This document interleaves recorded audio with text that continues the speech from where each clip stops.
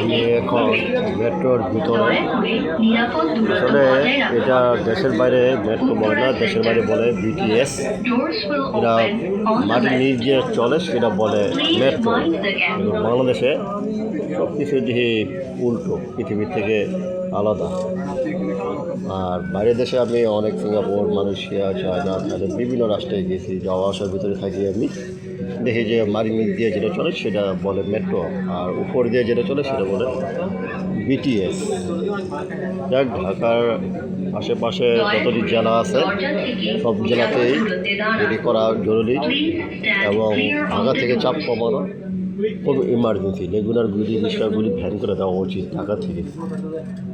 ওদের একেবারে নিরাপদ নয়, অ্যাক্সিডেন্ট হচ্ছে, দুর্ঘটনা হচ্ছে প্রতিদিন, এবং ছিনতাইকারী মোবাইল, মানি ব্যাগ সব কিছুরই হয়ে যাচ্ছে।